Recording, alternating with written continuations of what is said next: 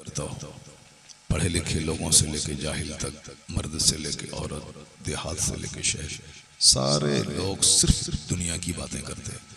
एक कदम भी किसी का बगैर मतलब के नहीं उठता है। ऐसे माहौल में खालिस अल्लाह के लिए आप यहाँ जमा हो गए। 2-3 घंटा अल्लाह का जिक्र सुनना है। ये इस मतलब कि दुनिया में इतना जबरदस्त काम जो आप कर रहे हैं, अगर अल्लाह ने कबूल कर लिया तो ये भी बख्शिश का एक बहुत बड़ा जरिया हो सकता है। एक तो वो बात हो गई। दूसरी बात यह है कि जब तक आप यहाँ बैठे हैं कुछ भी गुनाह आपसे नहीं हो रहा है। दिमाग में किसी का गंदा ख्याल आ रहा हो तो उस पर गिरफ्त नहीं है, जब तक कि उस पर अमल ना हो जाए।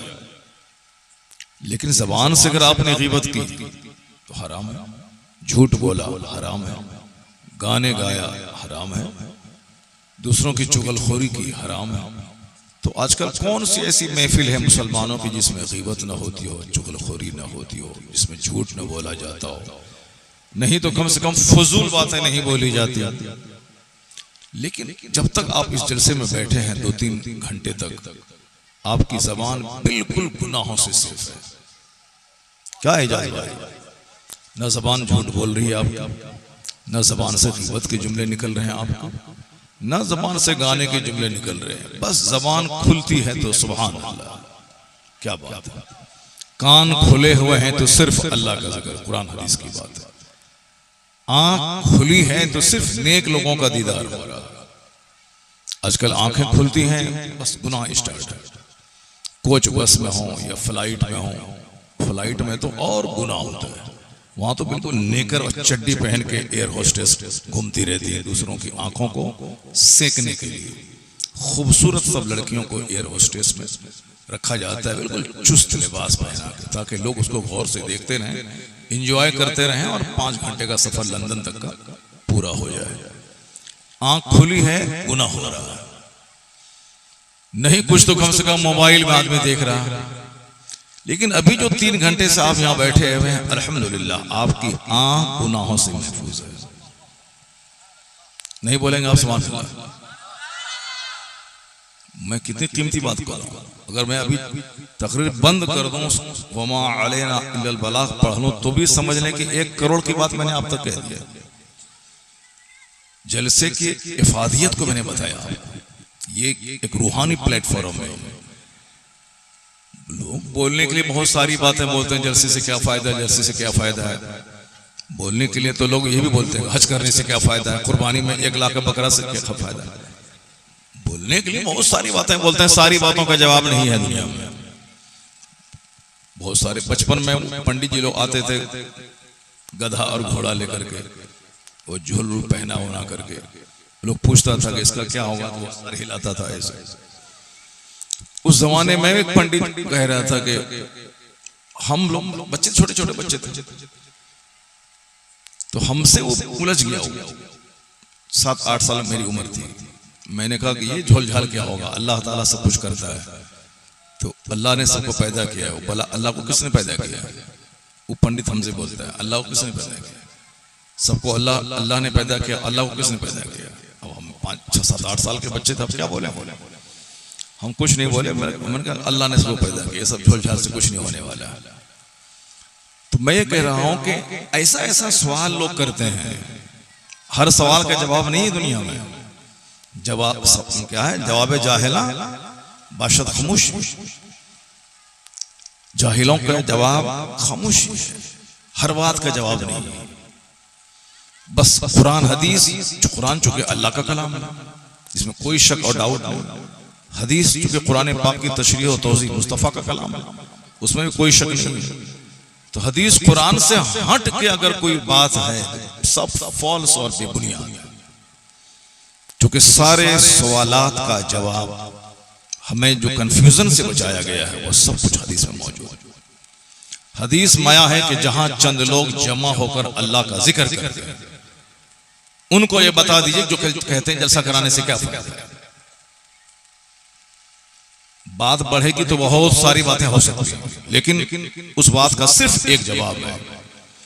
एक जवाब तो यह है लॉजिकली कि इस जमाने में नेकी का एक जबरदस्त प्लेटफॉर्म है ये जलसा, जहां 2-4 घंटे तक एक खानकाही माहौल बन जाता है, जहां न झूठ है, न गीबत है, न चुगलखोरी, बस आंख खुली है नेकी, जबान खुली है नेकी, कान खुले हैं नेकी, और आप उस महफिल में बैठे हैं जहां आसमान से झमाझम रहमतों की बारिश हो रही है।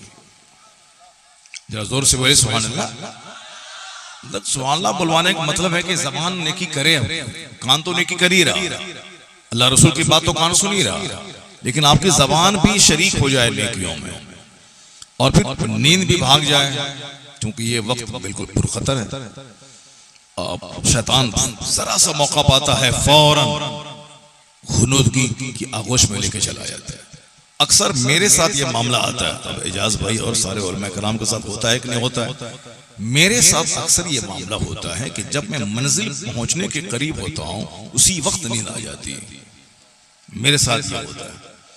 जैसे अब जैसे हमको कलकत्ता पहुंच, अब कलकत्ता तो मंजिल ही है, जैसे बीच में खड़गपुर उतरना था एक बार, अभी 1 साल पहले, दूर से मैं देख रहा हूं वह खड़गपुर की बिल्डिंग है। खड़गपुर कलकत्ता से 2 घंटा पहले बिल्कुल देख रहा हूं वो है, इतने में आंख लग गई। आंख लगी तो खड़गपुर मुझको उतरना था, फिर वहां से उड़ीसा जाना था, कलकत्ता पहुंच गया। इतना मूड खराब होता है उस टाइम में, चूंकि पूरा दिन बर्बाद हो जाता है।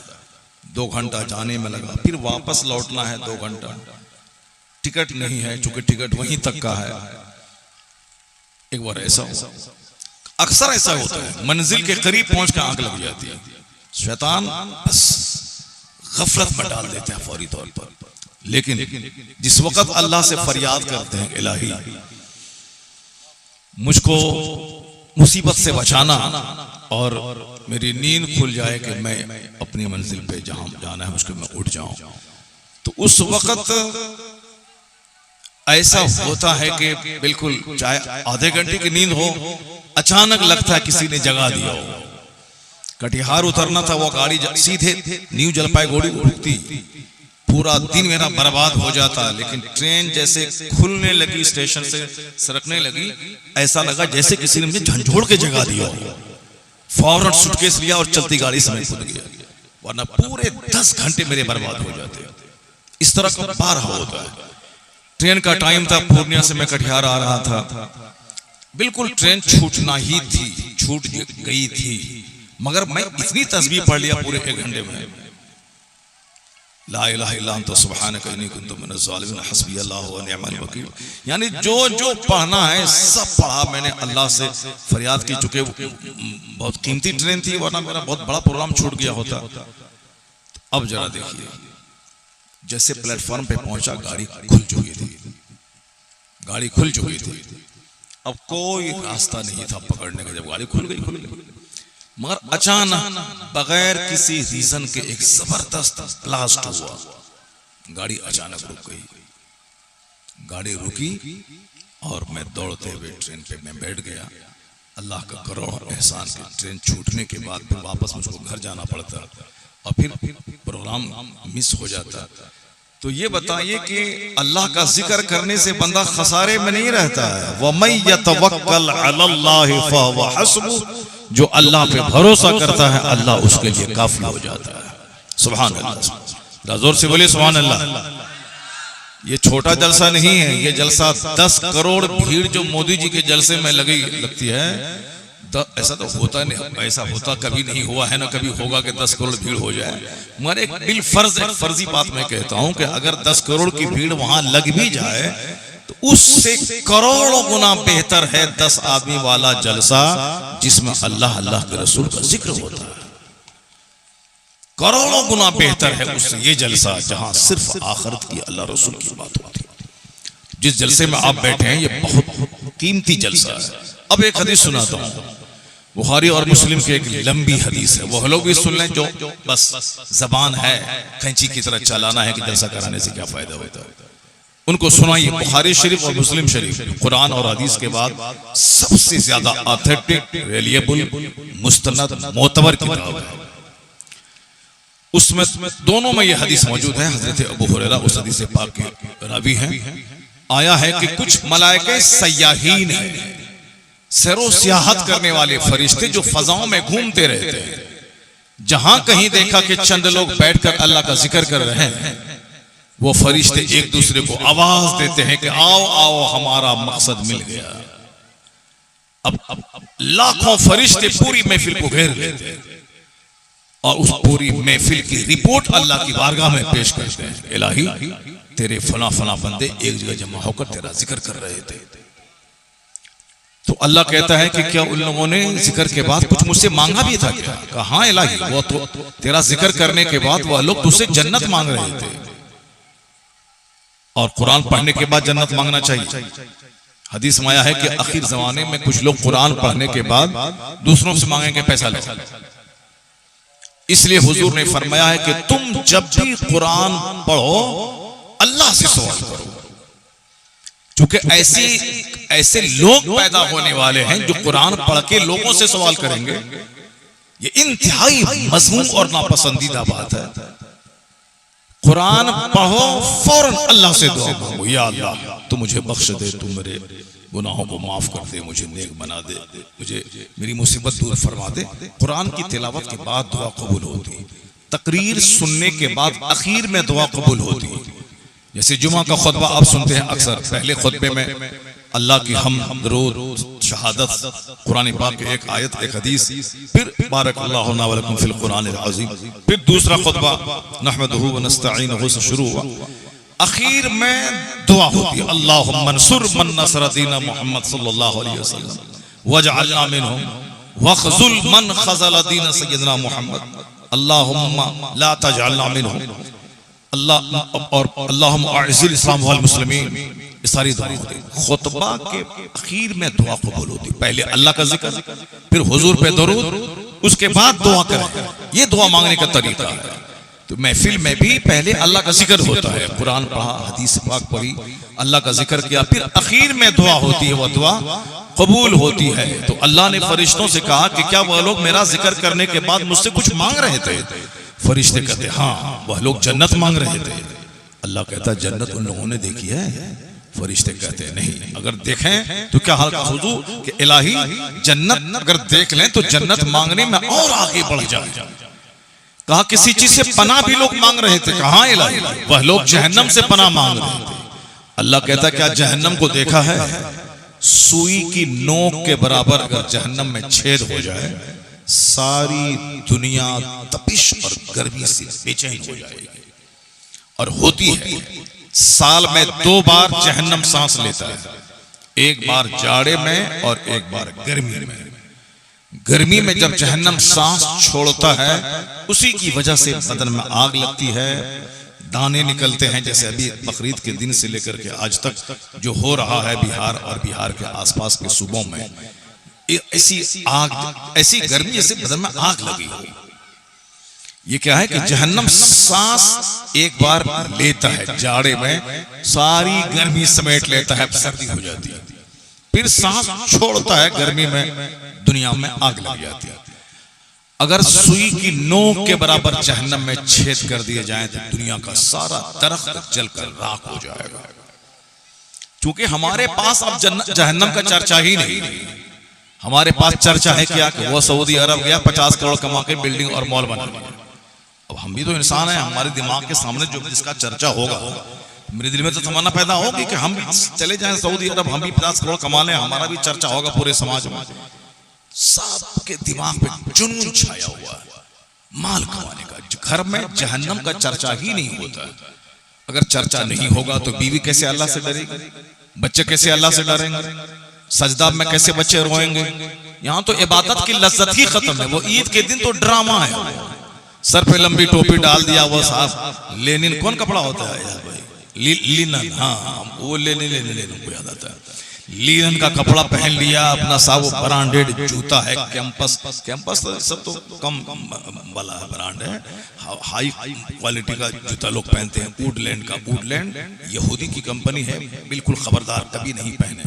वुडलैंड यहूदी की कंपनी, कभी नहीं पहनना है, पेप्सी कभी नहीं पीना है, थम्स अप कभी नहीं पीना है, कोका कोला ना पीना है ना बारात में किसी को पिलाना है। और अल्हम्दुलिल्लाह हम तो 10, 15, 20 साल से नहीं पीते हैं। जब से हमने सुना है कि सरकार ताजुल शरिया व्हाइट वाला कोल्ड ड्रिंक पीते हैं, वो कलर वाला नहीं पीते हैं, एक ऐसी शदीद नफरत पैदा हो गई कि हम भी नहीं पीते हैं। और जब से इसराइल ने जंग छेड़ दी, फिलिस्तीन के बच्चों और औरतों को शहीद करना शुरू किया, उसके बाद से तो इसराइल के सारे प्रोडक्ट से नफरत हो गई। वुडलैंड का जूता मैं खरीदने वाला था, बड़ा महंगा, बड़ा अच्छा, पीले रंग का होता है। अब पीले रंग का जूता पहनने से गम दूर होता है, इसीलिए हमको लगा कि ये पीले रंग का जूता वुडलैंड कंपनी में ओरिजिनल लेदर है, पहनेंगे।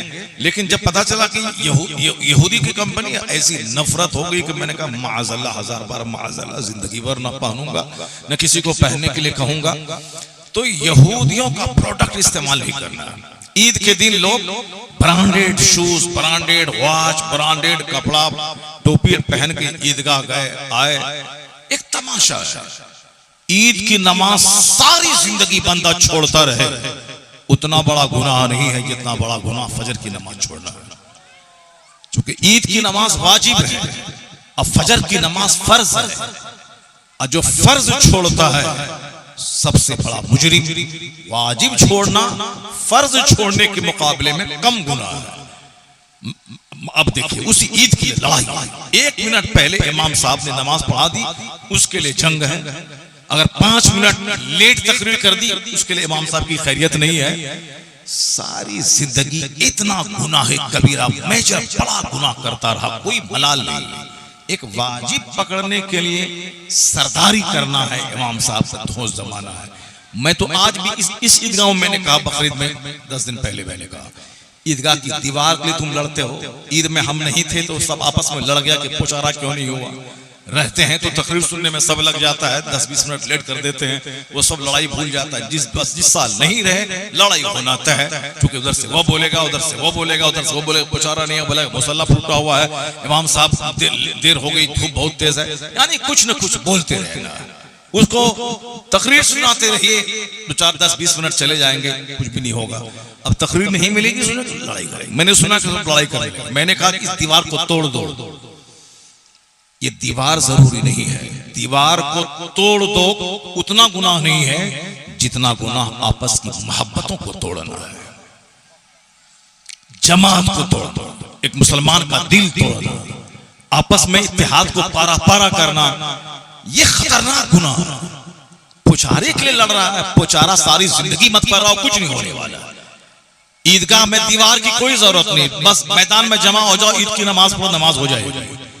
सिर्फ अननेसेसरी चीजों के लिए लड़ना, गैर जरूरी चीजों के लिए बहसें करना। जो जरूरी चीज है, जुमा की नमाज फर्ज है, उसमें तो साहब चले गए कपड़ा खरीदने के लिए, हल्दी की रस्म मनाने के लिए, ईद में सरदारी कर रहे हैं। ईद की नमाज वाजिब है, जुमा की नमाज फर्ज है। ईद की नमाज वाजिब है, फजर की नमाज फर्ज है। ईद के दिन कोई इशराक नहीं पढ़ी जाएगी। सबसे पहली नमाज सुबह सादिक के आफ्ताब के तुल होने के 20 मिनट के बाद वो नमाज ईद है।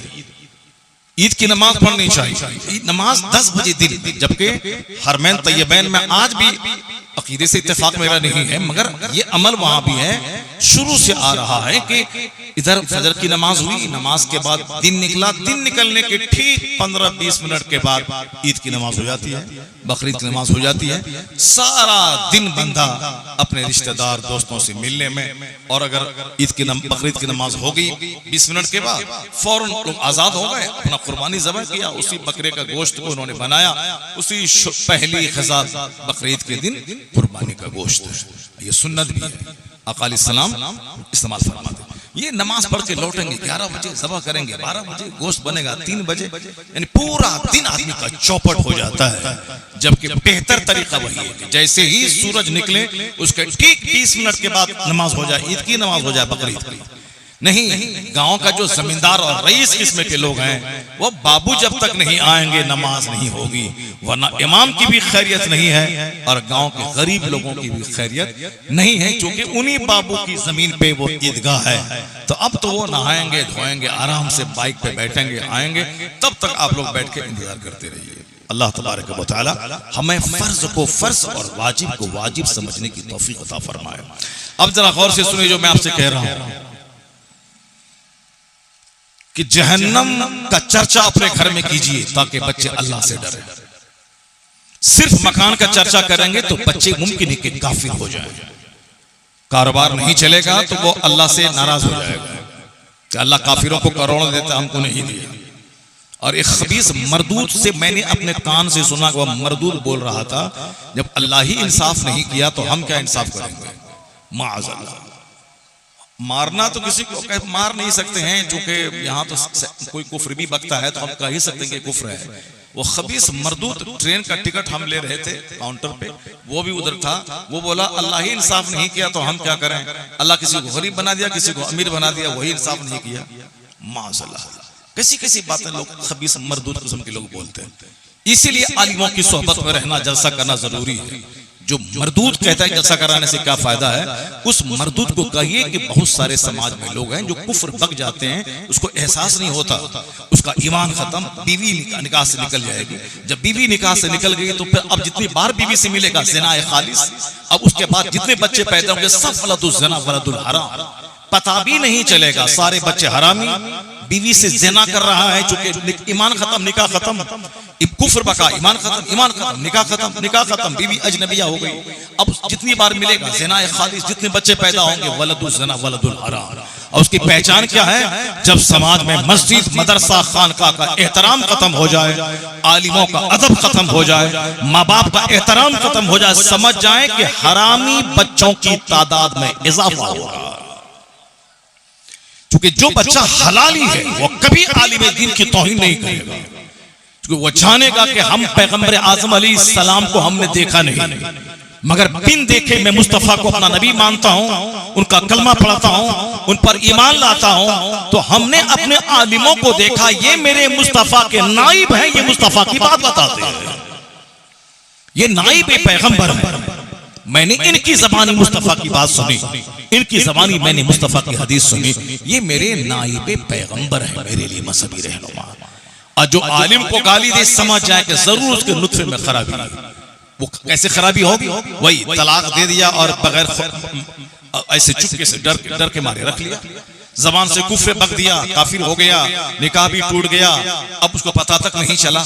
इसलिए जलसे में आना, तकरीर सुनना जरूरी है ताकि लोगों को पता चले क्या बोले क्या नहीं बोले, क्या खाएं क्या नहीं खाएं, क्या करें क्या नहीं करें, क्या हार्मफुल है क्या यूजफुल है, क्या मुफीद है क्या मुज़िर है, क्या कुफ्र है क्या ईमान है, क्या हराम है क्या हलाल है, क्या परमिटेड है क्या फॉरबिडन है, क्या नाजायज है क्या जायज है, ये मालूम होना चाहिए।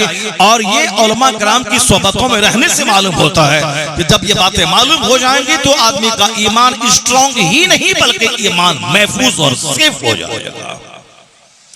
इसलिए जरूरी है जलसा, इसलिए जरूरी है नेक लोगों की सोहबतें, जिनका चेहरा देखने, जिनकी बातें सुनने से ईमान स्ट्रॉन्ग होता है। बच्चों के सामने जन्नत का चर्चा कीजिए ताकि नमाज पढ़ने का शौक पैदा हो कि मैं नमाज पढ़ूंगा तो जन्नत मिलेगी। जहन्नम का चर्चा कीजिए ताकि बच्चों को अल्लाह का डर पैदा होगा। जहन्नम से बचने के लिए बच्चा झूठ नहीं बोलेगा, ज्यादा माल की हवस नहीं पालेगा। चूंकि हुजूर की हदीस सुनाइए लोगों को, अपने घर में दीवार में लिख के रखिए। हुजूर ने फरमाया है कि दुनिया ज़ूर, ये दुनिया धोखा है। आका फरमाते हैं ये दुनिया मरे हुए बकरी से ज्यादा जलील है।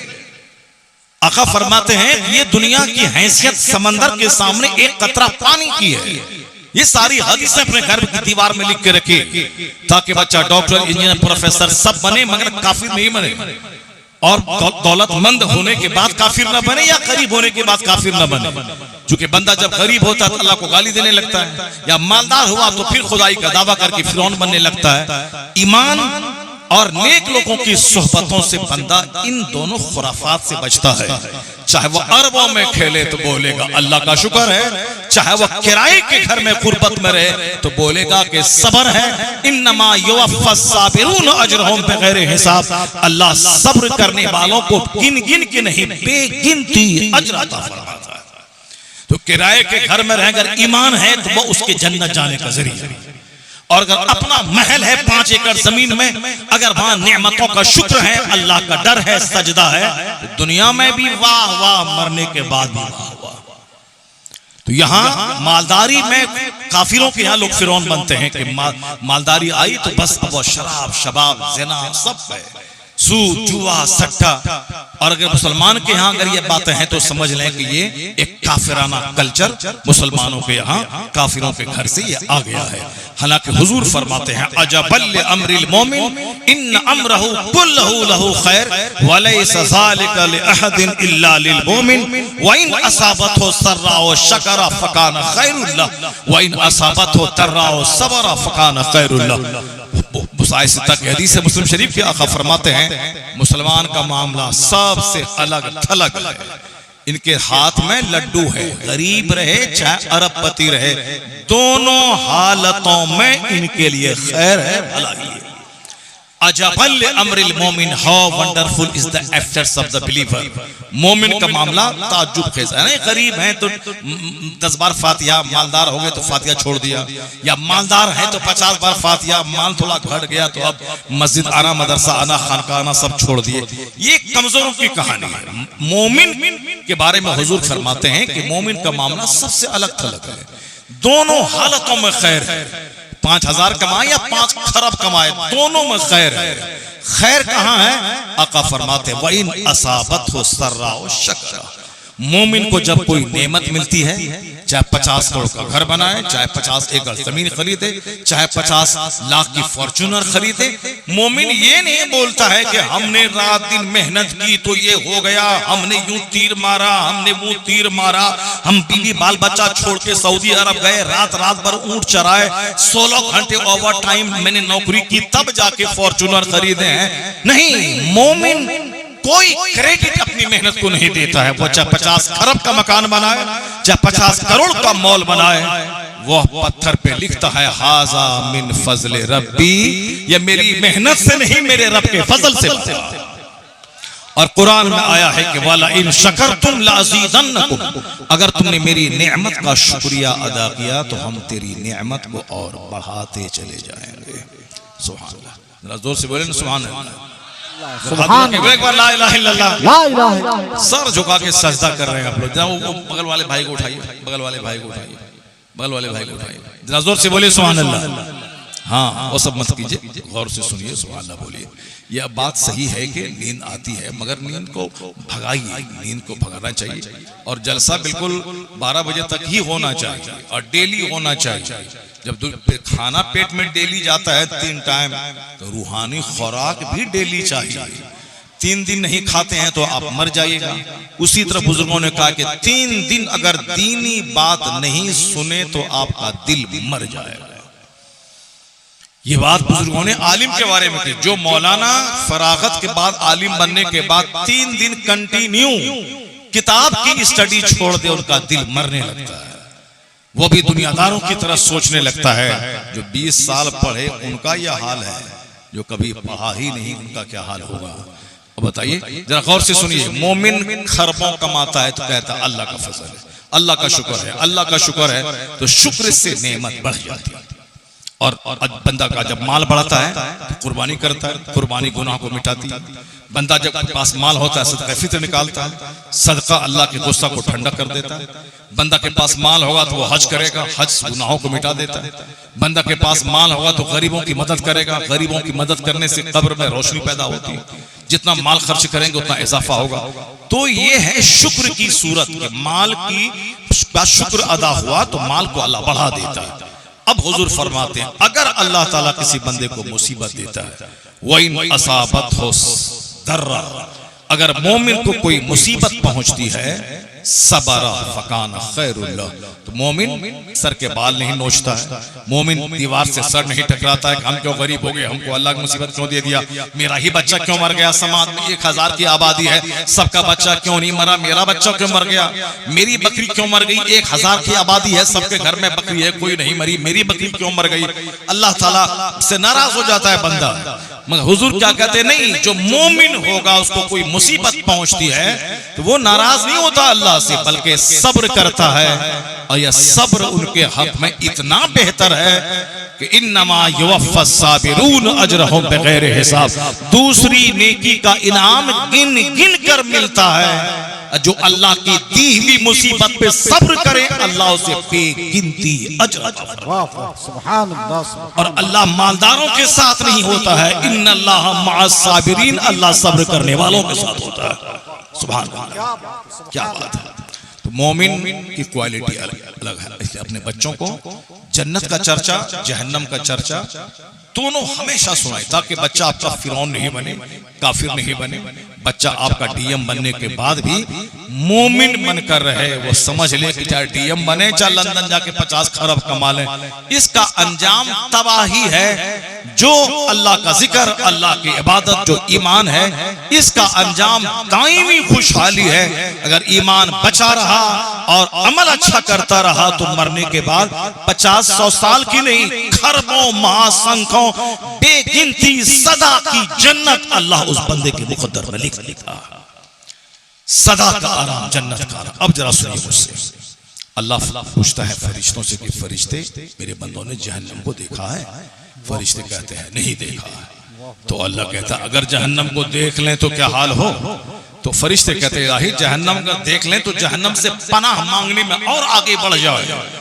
अब जो आखिरी बात मैं कहता हूं उसको गौर से सुनिएगा। इसी को सुनाने के लिए मैंने इस लंबी हदीस का सारांश, उसका कंक्लूजन, उसका मैंने नतीजा आपके सामने मैंने रखा है। हदीस बहुत लंबी है, बिल्कुल इख्तिसार के साथ मैंने उसका तर्जुमा आपके सामने रखा। आखिरी जुमला रिमार्केबल है। अल्लाह कहता है फशहदू, फरिश्ते तुम गवाह रहो कि मेरे बंदे चल करके आपस में बैठ करके यहाँ मेरा जिक्र कर रहे हैं, मुझसे जन्नत मांग रहे हैं, मुझसे जहन्नम मांग रहे हैं। इन लोगों ने ना मुझको देखा है, ना जहन्नम को देखा है, ना जन्नत को देखा है। अपने नबी पर यकीन करते हुए उन्होंने मेरा जिक्र किया, जहन्नम से पनाह मांगी और जन्नत की तड़प इसके अंदर पैदा हुई। फरिश्तों गवाह रहो कि मैंने सबों को बख्श दिया। सुभान अल्लाह। फशहदू क़द गफ़रतु लहुम, फरिश्तों गवाह रहो मैंने उन सबों को माफ कर दिया। अब फरिश्ता एक बात और कहता है, इलाही एक बंदा ऐसा था उस महफिल में जो खालिस जिक्र करने नहीं आया था, किसी दूसरे काम से आया था, मगर देखा चंद लोग बैठे अल्लाह अल्लाह कर रहे हैं तो वहां बैठ गया। अल्लाह का जिक्र करने नहीं आया था, दूसरे काम से आया था, दूसरे काम से आया था, मगर देखा हो रहा है जलसा, लोग बैठ के अल्लाह अल्लाह कर रहे हैं तो वो भी बैठ गया। क्या ये प्लेटफॉर्म जो आज हम लोग जिक्र अल्लाह का जिक्र कर रहे हैं, नात सुनी, मुफ्ती सुल्तान साहब की तकरीर सुनी, पीर साहब सैयद नजर आलम साहब, ये देखने में जवान लगते हैं मगर तकवा परहेजगारी में 80 साल के बूढ़े को पीछे छोड़े हुए हैं। क्या बात है। अब हमारा छोटा भाई उनके साथी है, उनके साथ पढ़े हैं, लखनऊ वारसा में और करत किए, लेकिन उसके बावजूद तकवा परहेजगारी इसका जवाब नहीं है। ये लोग वह लोग हैं जिनके पास 2 दिन रह जाएं, रात में जब तहज्जुद में रोएंगे तो फिर उसके बाद आपको पता चलेगा कि 1000 साल पहले के बुजुर्गों की याद ताजा हो जाएगी। सुभान अल्लाह। सजदे में रोने का माहौल ही खत्म हो गया। इतना बागिरा बांध रख लीजिए, चाहे 1000 जुब्बा पहन लें, 50 लाख की घड़ी पहन लें, वली नहीं हो सकता। वली तो वो होगा वयस्तगफिरून बिल असहार, जो रात के आखिरी पहर में अल्लाह के हुजूर इस्तिगफार क्या करते हैं। डॉक्टर इकबाल कहते हैं अत्तार हो, रूमी हो, राजी हो, गजाली, अत्तार, रूमी, राजी, गजाली, ये बड़े बड़े वली हैं। उनका नाम लेके डॉक्टर इकबाल कहते हैं अत्तार हो, रूमी हो, राजी हो, गजाली, कुछ हाथ नहीं आता बे आगे सहरगाही। इश्क जब सिखाता है, क्या है वो, इश्क जब सिखाता है, यानी जब इश्क सिखाता है आदाब कुछ हाथ नहीं आता बे आहे सहरगाही, कुछ नहीं मिलेगा, ना विलायत मिलेगी ना सुलूक का मुसाफिर बनेगा, जब तक कि वो रात के आखिरी पहर में अल्लाह के हुजूर रोए नहीं, विलायत का दरवाजा बंद रहेगा। पहले जमाने में जब बंदा मुसलमानों के गांव से गुजरता था तो औरतें अलग सिस्कियां लेती थी, मर्द अलग रोता था। ये मुसलमान की गांव की पहचान होती थी कि वहां पे औरतें आंचल उठा के अल्लाह की बारगाह में रो रही हैं, मर्द अलग रो रहे हैं। उधर से तिलावत की आवाज, उधर से अस्तगफिरुल्लाह की आवाज, उधर से इल्लल्लाह इल्लल्लाह इल्लल्लाह की आवाज। यानी ये मुस्लिम सोसाइटी की पहचान। हमने भी 10 साल की उम्र में एक बार एग्जाम देने गए थे दूसरी जगह, रात के रोजाना 3 बजे मैं देखता था कि एक बूढ़ा उठता था और एक घंटा तक इल्लल्लाह इल्लल्लाह इल्लल्लाह करता रहता था। उस वक्त तो बड़ा अजीब सा लगता था, कबूतर की आवाज निकाल के क्या इल्लल्लाह इल्लल्लाह बोलता है। अब समझ में आता है कि अत्तार हो, रूमी हो, राजी हो, गजाली, कुछ हाथ नहीं आता बेआहे सहर गाई। कोई वली नहीं बन सकता जब तक कि वो रात के आखिरी पहर में उठ के आंसू नहीं बहाए। ये जाहिरी ज़र्क बर्क साहब एबा अमामा जुब्बा घड़ी वाच शूज ये सब तौलिया ये सब जाहिरी चीजें हैं। दिल तो उजड़ा हुआ है, रहे चेहरा काला, रहे बदन पे फूला फटा पुराना कपड़ा, लेकिन अगर रात उसकी जिंदा है तो समझ लें कि वही अल्लाह का वली है। उसकी दुआओं से तकदीरें बिगड़ती हैं, तकदीरें संवरती हैं। ऐसे लोग आज करोड़ों की आबादी में एक देखने को नहीं मिलेंगे। और पहले हर मुस्लिम मोहल्ले में इस तरह के लोग मिला करते थे। सुने होंगे कि पहले मकतब में एक मुंशी जी बच्चों को अलीफ बतासा पढ़ाता था, लेकिन पढ़ाने के बाद जब अपने हुजरे में जाता था तो देखा जाता था कि उनका पांव अलग है, उनका हाथ अलग है, उनकी गर्दन अलग है। बच्चे देख के डर जाते थे।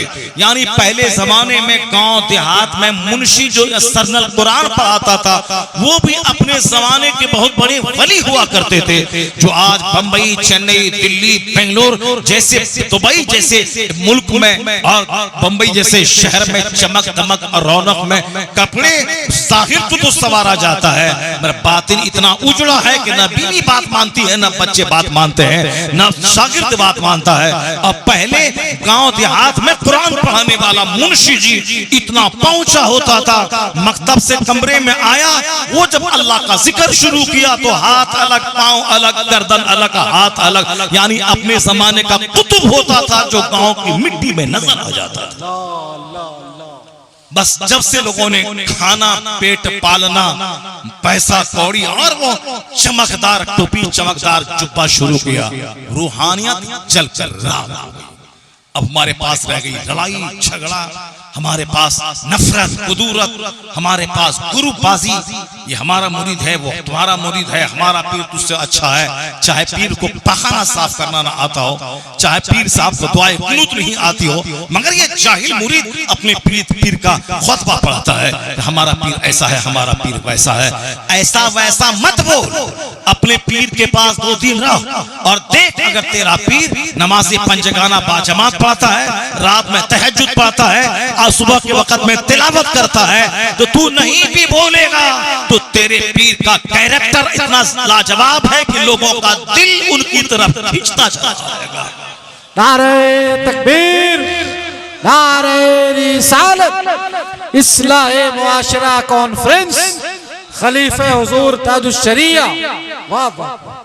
जो चीजें दिखता है लोग बोलते हैं वही बिकता है, जो दिखता है वही बिकता है। ये दूसरों का फॉर्मूला है, ये इस्लाम का फॉर्मूला नहीं। इस्लाम का फॉर्मूला है कि हर चमकने वाली चीज सोना नहीं होती है। इस्लाम का ये फॉर्मूला है। जो जाहिर है वो जरूरी, क्योंकि दिल में इस्लाम जोर देता है अंदर के तकवा पे। वयुशीरु इला सदरिही, आका इस्लाम अपने सीने की तरफ इशारा करते हुए कहा अत्तक़वा हा होना, अत्तक़वा हा होना, अत्तक़वा हा होना। तकवा यहाँ है। इन्नल्लाह ला यंज़ुरु इला सुवरिकुम, अल्लाह तुम्हारी सूरतों को नहीं देखता, तेरे माल नहीं देखता, वलाकिन यंज़ुरु इला कुलूबिकुम व अअमालिकुम, Allah sees your heart, Allah sees your deeds, Allah sees your action. का मतलब रहे कपड़ा काला मगर दिल उजला रहना चाहिए। ऐसा नहीं कि ऊपर से व्हाइट एंड व्हाइट है और दिल में है नफरत, दिल में है कुदूरत, दिल में है कीना, दिल में है हसद, दिल में है जलन, दिल में है ताल्ली और तरफों का जज्बा, बड़ापन का जज्बा। वो दिल नापाक है, टॉयलेट से भरा हुआ है। जिसमें हसद, जलन, नफरत, कीना, कुदूरत, बड़ाई का तसव्वुर, तो फिर ये सब कुछ है। मगर इधर व्हाइट एंड व्हाइट छोड़ो ना, ब्लैक पहनो, मगर दिल उजला रहे कि दिल पे दिलदार की हर वक्त नजर रहती है, उनकी सरकार में कुछ भी नहीं, नियत के सिवा। अब जब बात छिड़ गई है तो एक बात और सुन लीजिए, क्योंकि आजकल सिर्फ जाहिर सगाने की बातें चल रही हैं।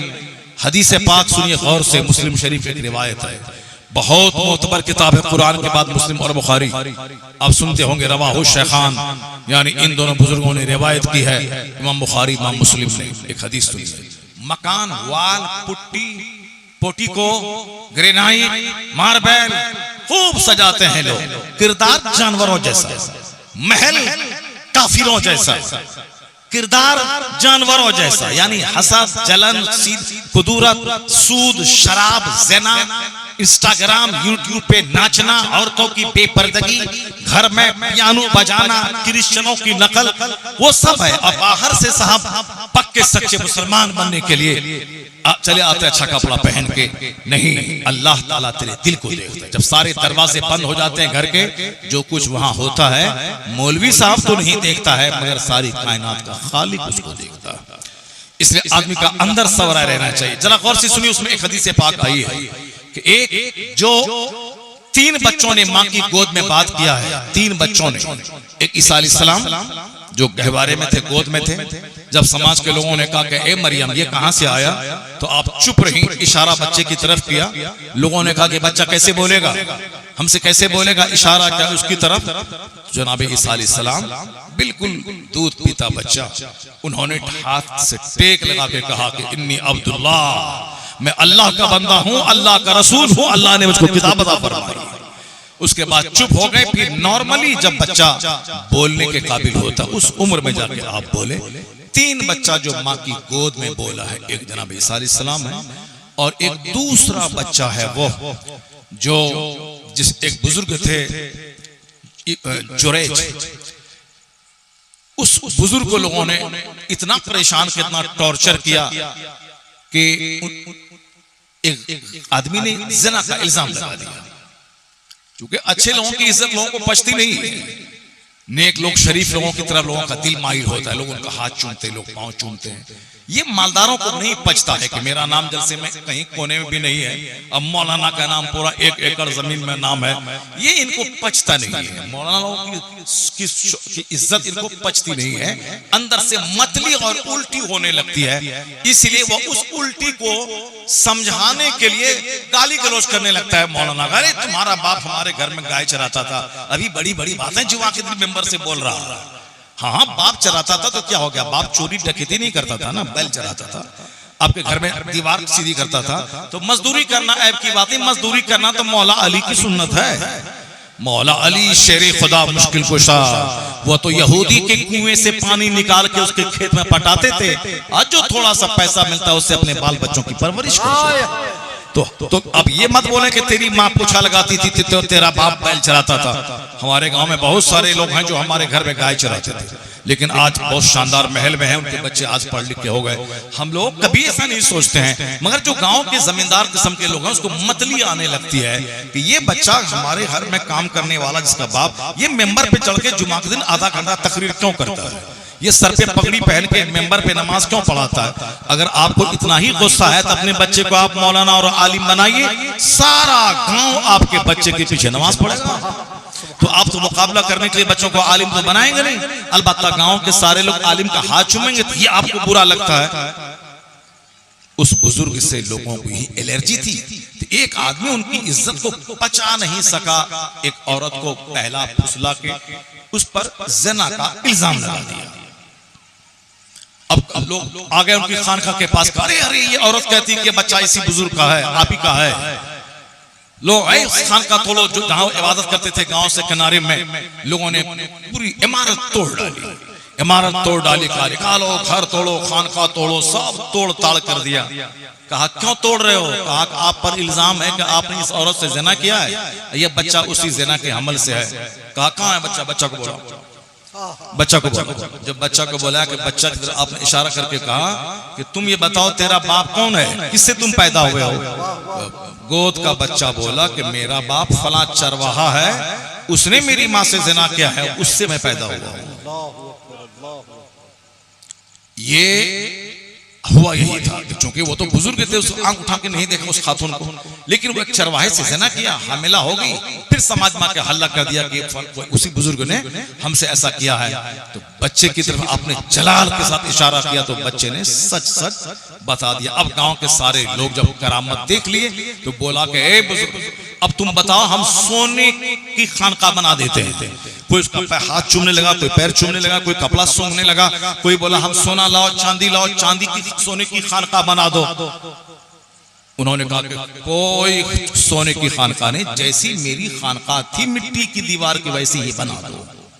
लोगों ने वैसी ही बना दी। 2 बच्चा हो गया। तीसरा बच्चा जो माँ की गोद में बात किया है, जो हमारा मकसद कलाम है, वो यही है कि एक औरत अपने बच्चे को गोद में बैठाकर सीने से लगा के दूध पिला रही थी। सामने से एक जवान गुजरा, खूबसूरत घोड़ा, 10-20 घोड़े आगे, 10-20 घोड़े पीछे। आज की जबान में 10-20 कारें आगे, 10-20 कारें पीछे। जबरदस्त खूबसूरत और कीमती कार, कीमती घोड़े पर सवार होकर सर्क बर्क लिबास, सैकड़ों नौकर गुलाम के साथ जवान रास्ते से गुजर रहा था। माँ तो माँ होती है। माँ ने हाथ उठा के दुआ की, हे अल्लाह, क्या शान शौकत, क्या जबरदस्त इज्जत है, मेरे इस बेटे को इसी जवान की तरह बना देना। क्या बात है। हर माँ के दिल में ममता है, प्यार है, अपने बच्चे को अच्छा देखना चाहती है।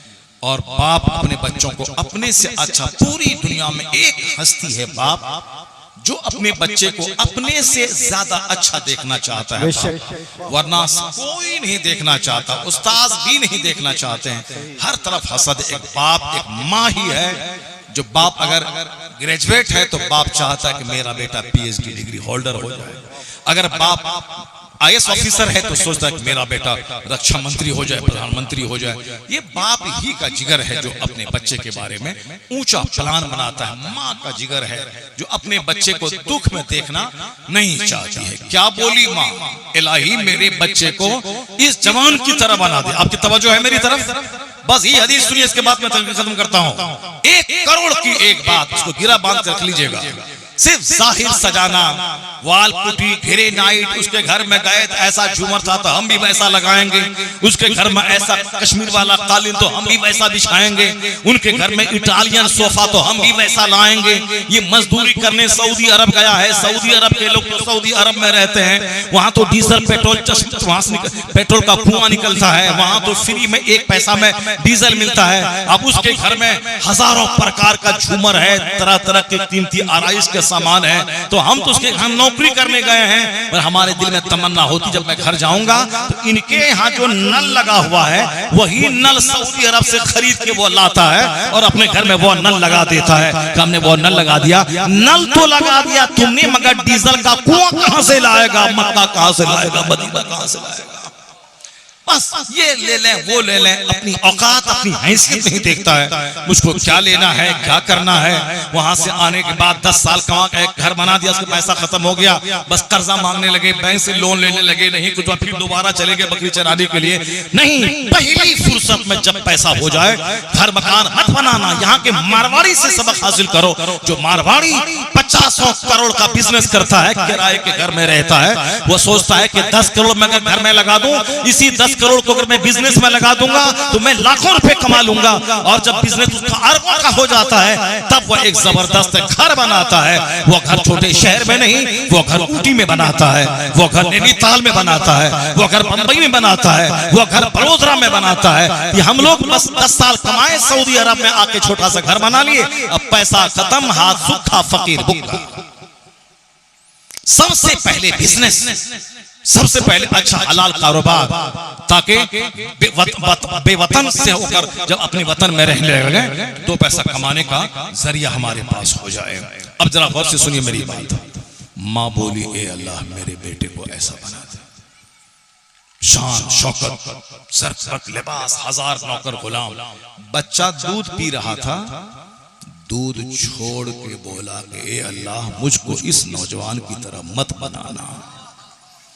एजाज भाई, अल्लाह, बस सिर्फ दुनिया, वो 10 लाख कमा लिया, 50 लाख कमा लिया, कोई बात ही नहीं करता आखिरत की, कोई बात ही नहीं करता है तकवा परहेजगारी की। पीर साहब क्या हो रहा है समाज में?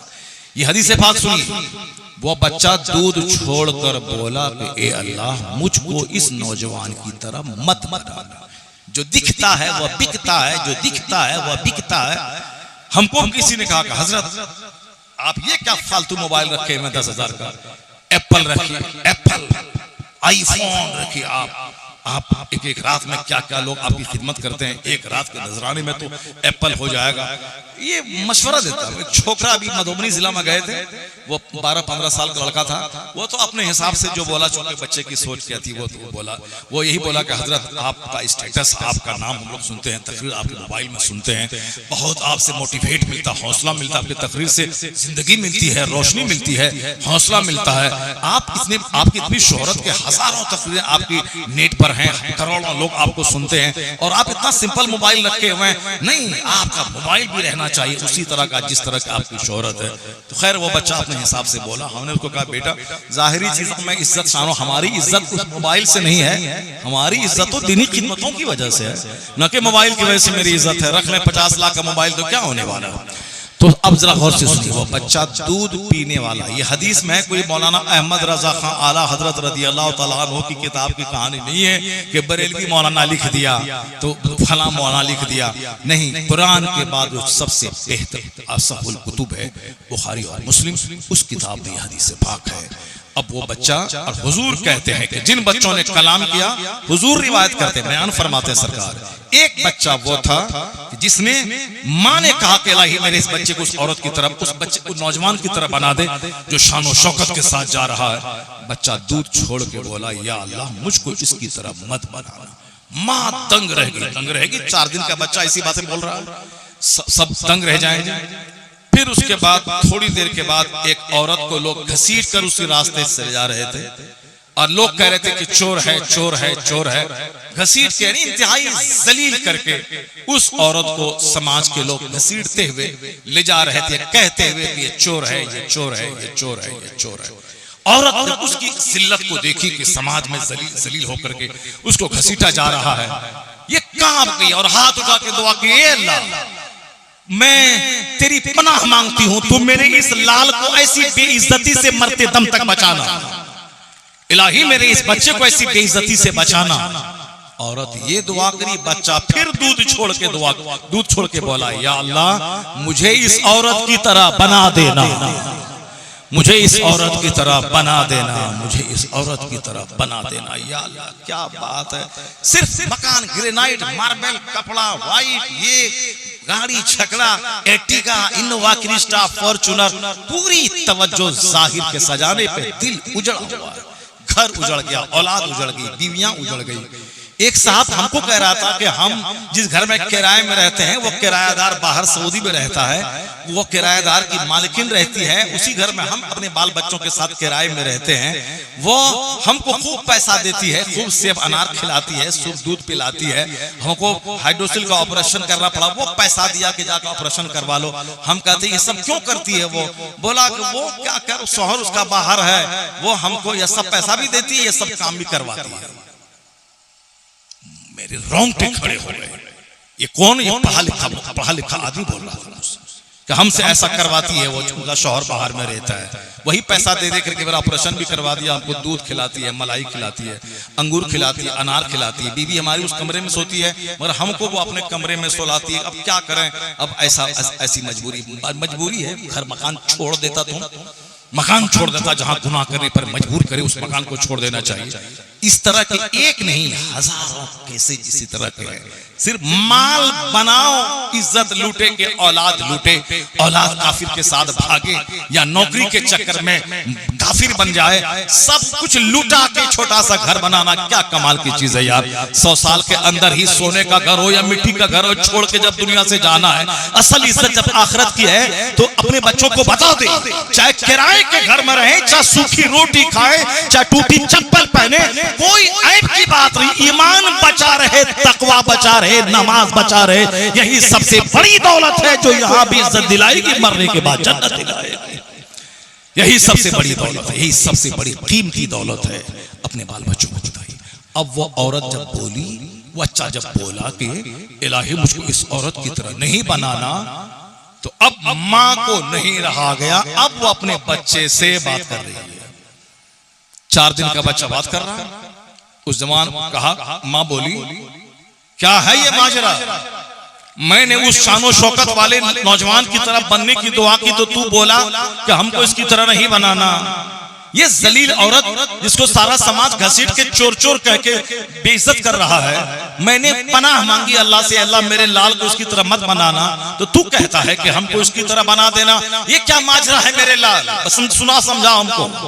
अब बच्चा कहता है, वो दूध पीता बच्चा अब कहता है, वो कहता है, ए अम्मी, वो जो जवान जा रहा था घोड़े पे, उसका घोड़ा हराम का, उसका कपड़ा हराम का, आगे पीछे के दोस्त सब के सब मुजरिम पापी गुनहगार, उसका अंजाम जहन्नम है। ये 4 दिन की चांदनी है जो तुम देख रही हो, ये इसका अंजाम जहन्नम है। चूंकि उसका कपड़ा हराम का, घोड़ा हराम का, पेट की खुराक हराम की, मशरूब हराम का, मकान हराम का, सारी ईंटें हराम की, तो सर से लेके पांव तक हराम में डूबा हुआ उसका अंजाम आग है। तुम तो जाहिर को देखी, मगर अम्मी उसका अंजाम आग है। इसलिए मैंने अल्लाह से पनाह मांगी, इलाही मुझे इस नौजवान की तरह मत बनाना। और वो औरत जिसको सारा समाज घसीट रहा था चोरी का इल्जाम लगाकर, अम्मी वो औरत साहिबे तकवा है, वो रात भर जाग के नमाजें पढ़ती है, वो नेक परहेजगार, अल्लाह के नजदीक उसका बहुत बड़ा मकाम है, वो जन्नती खातून है। चोरी का इल्जाम झूठा है, लोग उसको गलत ढंग से जलील करना चाहते हैं, अल्लाह के नजदीक उसका मकाम बहुत बड़ा है, वो अपने जमाने की वली है वो। इसलिए मैंने रब से दुआ किया, ही मुझको इस औरत की तरह बना देना। दुनिया जाहिर देखती है, अल्लाह हमारे अहवाल, हमारी नीयतों को देखता है। इन्नल्लाह ला यंजुरु इला सुवरिकुम वलाकिन यंजुरु इला कुलूबिकुम व अअमालिकुम। Allah does not see your face. सिर्फ चेहरा मत चमकाइए, सिर्फ घर मत चमकाइए, सिर्फ लिबास मत चमकाइए, अपनी सोच को चमकाइए, अपना दिल चमकाइए, अपना किरदार चमकाइए। जो दिखता है वो बिकता है, ये दुनियादारों का फॉर्मूला है, और ये इस्लाम का फॉर्मूला है कि हर चमकने वाली चीज सोना नहीं होती है। जाहिर से ज्यादा बातिन को संवारने की कोशिश करनी चाहिए। दुनिया में चंद रोजा है, आज है कल खत्म। हराम के पैसे से जो कपड़ा पहन के नमाज पढ़ेगा, नमाज कबूल नहीं होगी। शराब की एक बूंद अंदर डाल के नमाज पढ़ने कोई गया, 40 दिन तक कोई नमाज कबूल नहीं होगी, कोई दुआ कबूल नहीं। अगर उसी हालत में मर गया तो जन्नत की खुशबू उस पर हराम हो जाएगी। बस जो देखा, फिलिस्तीन में मुसलमान मर गए, हिंदुस्तान में एनआरसी ये वो फला चिला के नाम पे सताया जा रहा है, बस देखा अंदर से इस्लाम के ताल्लुक से बदगुमान हो गए। जो नाच के बोलता है टेलीविजन पे कि इस्लाम, ये इस्लाम, वो यहाँ सता, वहां मारा, इस ईरान को इसराइल ने बर्बाद कर दिया, फिलिस्तीन को तबाह कर दिया, हिंदुस्तान में मुसलमानों के हश्र हो गया। उस नाचने कूदने वाले को देखिएगा, या 1400 साल की इस्लाम की तारीख को देखिएगा, इससे बड़ा नाचने वाला इस्लाम मिटाने की बातें कर रहा था। ये लोग तो नाच के बोलता है इस्लाम खतरे में है। इसका बाप दादा तो ताकतवर था, 24 घंटे अंग्रेजी बोलता था। इसका बाप दादा अंग्रेजों के टेबल पर बैठकर हिंदुस्तान की आजादी की बातें करता था। इनका बाप दादा ऑक्सफोर्ड कैम्ब्रिज में पढ़ के वहां से बैरिस्टर की डिग्री लेके आया था। वह लोग बोले इस्लाम मिटा देंगे, घटा देंगे, लुटा देंगे, भगा देंगे। वो लुट गया, मिट गया, सड़ गया, जल गया, खत्म हो गया। मगर जिस इस्लाम को मिटाने की बातें कर रहा था, वो इस्लाम पहले 5 करोड़ सीने में था, और आज 40 करोड़ सीने में वो इस्लाम जगमगा रहा है। ऐसा नहीं है, दुनिया अल्लाह की है, इस्लाम अल्लाह का पसंदीदा मजहब है। अलबत्ता हम मुसलमान जब नमाज छोड़ेंगे, मस्जिद छोड़ेंगे, जलसा को बर्बाद करेंगे। अगर आज यहाँ कोई गांव का कोई बहुत बड़ा मालदार बंबई से किसी जोकर को ले आता, एक्टर हीरो को ले आता, सारा सिवान यहाँ जमा हो जाता। लेकिन एक बंदा क्या नाम है, अब्दुल बारिक, ये बाहर में रहता था, मेरी तकरीरें सुनता था। इनको तमन्ना थी कि मैं अपने घर में छोटी सी महफिल मिलाद करवाऊंगा, मौलाना साहब को बुलाऊंगा। हम चूंकि बहुत मोहब्बत इससे करते हैं, हम एक्टर नहीं है, हम फुटबॉलर नहीं है, हम क्रिकेटर नहीं है, हम दीन इस्लाम की बातें बोलते हैं, इसलिए इसको दीन इस्लाम से प्यार है। तो दीन इस्लाम की बात बोलने वाले मौलवी से इसको प्यार है। सोचा कि मेरे घर में कोई नेता बेता नहीं आएगा, बल्कि एक मौलवी आएगा हमारे घर में, दुआ करेगा, दीन समझाएगा। तमन्ना थी, मोहब्बत की वजह से उसने पैगाम पहुंचाया। लेकिन आज कितने लोग यहाँ जमा हो गए उस मौलाना को देखने के लिए जो सामने मौजूद है। लेकिन अगर ये अब्दुल मालिक की जगह इस गांव का कोई बहुत बड़ा मालदार होता, तो हमने 50 करोड़ का बंगला बनाया है, हमने एक मॉल बनाया है, उसका इनॉग्रेशन के लिए, उसके इफ्तिताही सेरेमनी में शरीक होने के लिए बंबई से किसी एक्टर को बोला लेता, या कलकत्ता या पटना से किसी नेता को बोला लेता, तो आज 50 गांव के लोग यहाँ शरीक हो जाते। तो अब इससे पता चलता है कि आलिम की कितनी मोहब्बत है, और नेताओं से कितनी मोहब्बत है, और नाचने वाले एंकरों से कितनी मोहब्बत है। जब आप घर बनाएंगे और किसी काफिर को बुलाएंगे, आपके घर में हल्दी के मौके पर एक अजनबी औरत आपके जवान बेटे के हाथ में मलमल के हल्दी लगाएगी, जबकि एक चाची का जवान भतीजे को हल्दी लगाना हराम है, एक भाभी का अपने देवर को हल्दी लगाना हराम है, एक मामानी का अपने भांजे के बदन में हल्दी लगाना हराम है, क्योंकि भांजे का बदन छूना हराम है, मामानी का छूना हराम है। क्योंकि मामू अगर मर जाए तो भांजे से निकाह उस मामानी का हो सकता है, अगर चाचा मर जाए तो चची से निकाह उस भतीजे से हो सकता है। तो जिससे निकाह हो सकता है उसके बदन को छूना हराम है, उससे पर्दा फर्ज है। अगर यहाँ हल्दी की रस्म काफिरों के यहाँ से मुसलमान सोसाइटी में लेके चले आए, ये भाभी लगा रही है, ये चाची लगा रही है, ये मामी लगा रही है, ये हल्दी के दिन का वो पीला कपड़ा पहना जा रहा है। इस्लाम ने निकाह को आसान बनाया था कि जैसे रिश्ता तय हो, दो अगवा की मौजूदगी में निकाह करा दे। न डेकोरेशन जरूरी है, न पोस्ट कार्ड जरूरी है, न शादी कार्ड जरूरी है, न साहब 10 दिन के लिए हल्दी की रस्म, तो ये रस्म तो वो रस्म जरूरी है। शादी को इतना आसान बना दे कि चोर दरवाजे से ज़िना दाखिल न हो सके, इसलिए इस्लाम ने शादी को सिंपल बनाया। कोई कपड़ा, कोई डेकोरेशन, कोई कार्ड नहीं, रिश्ता तय हुआ, दो आदमी की मौजूदगी में कह दे कि मैंने अपनी बेटी को तेरे निकाह में दिया, लड़का बोले मैंने कबूल कर लिया, ये निकाह हो गया। अगर ऐसा निकाह होने लगे तो 1 करोड़ में 1 औरत भी ज़िना के करीब नहीं जाएगी। जहां शादी मुश्किल हो वहां ज़िना आसान होता है, और जहां शादी महंगी हो वहां ज़िना 10 रुपए में होता है, और जहां शादी सिंपल हो वहां ज़िना मुश्किल होता है, निकाह आसान हो जाता है। ये हिंदुओं की तरह कार्ड छपाना है, डेकोरेशन करना है, मॉल में शादी करनी है, हल्दी की रस्म करनी है, ठीक है, हल्दी लगाए, माँ अपने बेटे को लगा दे, माँ अपने बेटे को लगा दे, कोई भाभी न लगाए, कोई चाची न लगाए, कोई मामी न लगाए, कोई चचेरी मेरी फुफेरी बहन लगाए, हराम है, हराम है, हराम है। अब जिस शादी की इब्तिदा ही हराम से हो जाए, वो शादी तो 4 महीने के बाद तो टूटेगी, 5 महीने के बाद तलाक में टूटेगी।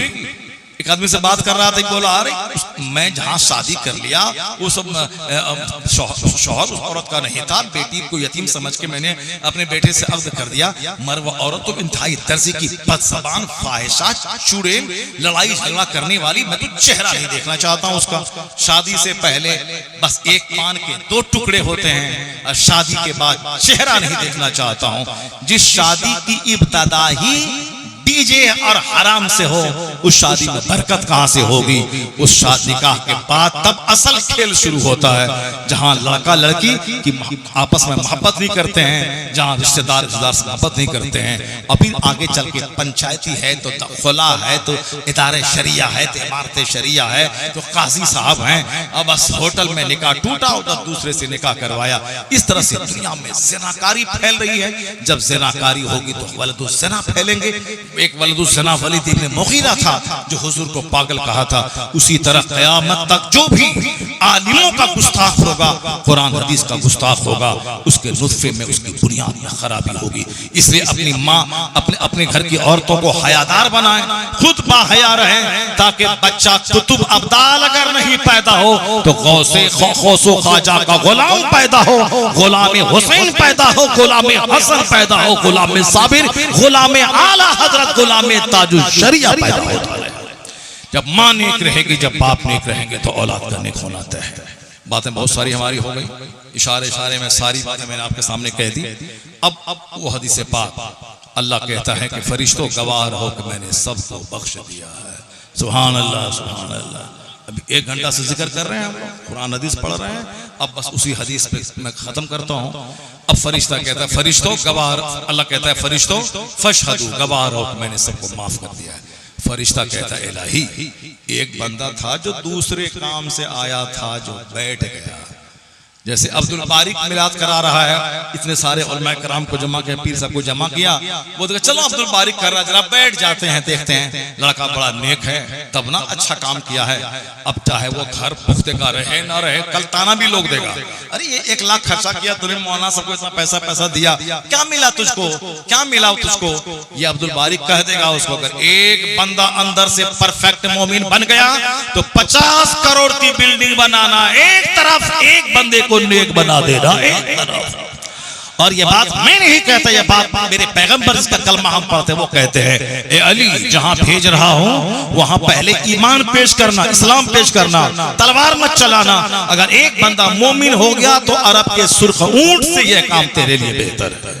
अरब का सुर्ख ऊंट का मतलब आज लाखों की प्रॉपर्टी। ये बंदा चाहता कि 1 लाख रुपए अपने घर में लगा देता, लेकिन नहीं लगाया। इसलिए नहीं लगाया कि एक बंदा अगर अंदर से नेक बन गया, एक औरत अगर अंदर से कनीज़े फातिमा बन गई तो 1 लाख की क्या हैसियत है, 50 करोड़ से बेहतर है ये काम कि एक आदमी को जन्नती बना दिया जाए। अब आ गया, बैठ गया, वहां जिक्र सुना, जिक्र किया, दुआ में शरीक हुआ, चला गया।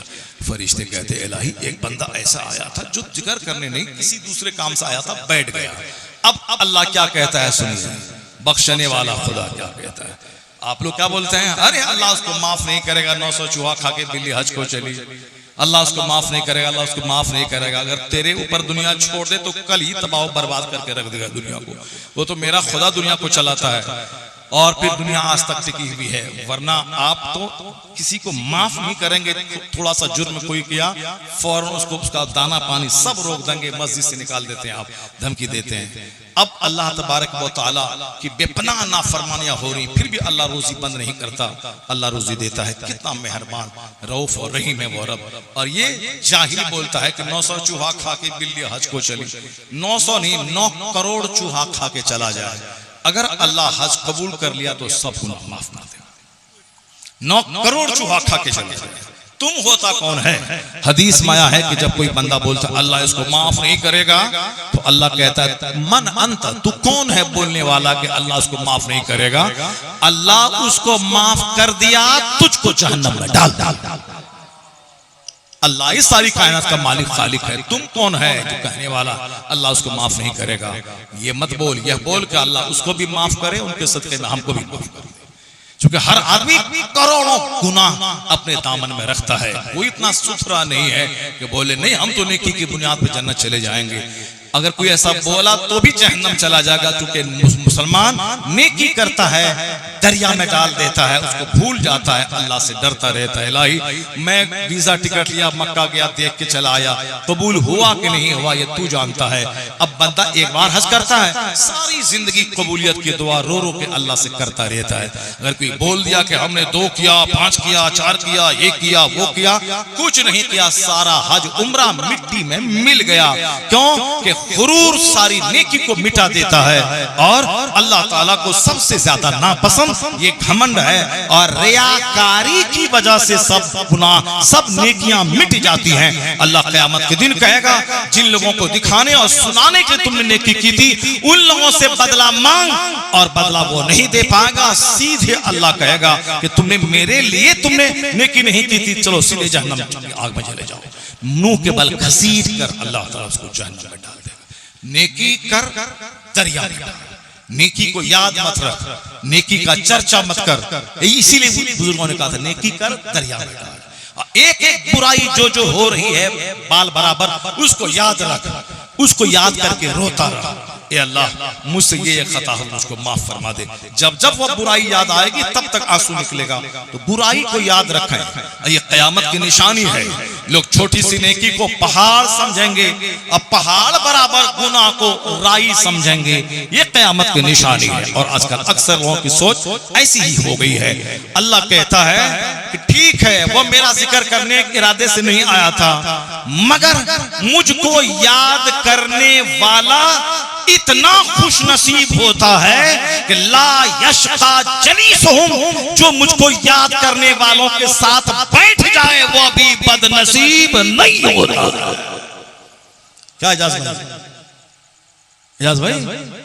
अल्लाह ताला क्या फरमाता है? ला यशका जलीसुहुम, यानी मुझको याद करने वाले इतने खुश नसीब होते हैं कि जो उनके पास बैठ जाए वो बदनसीब नहीं होता है। सुभान अल्लाह, सुभान अल्लाह।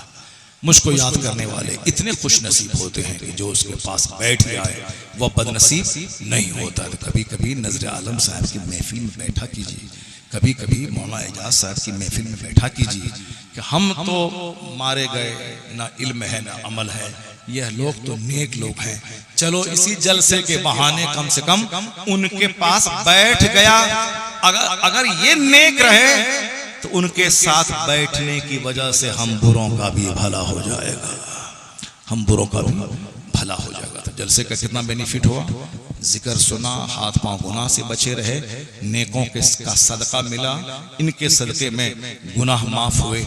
जलसा 100% भलाइयों का एक मजमुआ है, कोई खसारा कोई नुकसान इसके कराने में नहीं है। हज करके भी कोई खसारे में रहता है, नमाज पढ़ के भी कोई खसारे में रहता है, तिलावत करके भी कोई खसारे में रहता है, नेक महफिल मुनक़िद करने में भी कोई खसारे में रहता है नहीं, खसारे में रहे वो जो खालिस दुनिया वाला काम करे, जो गुनाह वाला काम करे। अल्लाह तबारक व तआला इस महफिल को कबूल फरमाए। जरा जोर से बोले ना आमीन, और जोर से बोलिए नहीं हुआ। अल्लाह ताला अब्दुल बारी की इस नेकी को कबूल फरमाए। अल्लाह ताला हम सबों का इस महफिल में नेक लोगों के साथ बैठना कबूल फरमाए। अल्लाह नेक लोगों के सदक़े में हम सबों को भी नेक बनने की तौफीक अता फरमाए। अल्लाह अब्दुल बारी के कारोबार में बरकतें अता फरमाए। सिर्फ एक बार नहीं, इतना पैसा अल्लाह दे दे, छोटी हो या बड़ी, जिक्र की महफिल हर साल मुनक़िद करने की अल्लाह तौफीक अता फरमाए। अल्लाह तबारक व तआला हम सबों का कहना सुनना कबूल फरमाए। आमीन। व आखिरु दावाना अनिल हम्दुलिल्लाहि रब्बिल आलमीन। अस्सलामु अलैकुम व रहमतुल्लाहि व बरकातुहू।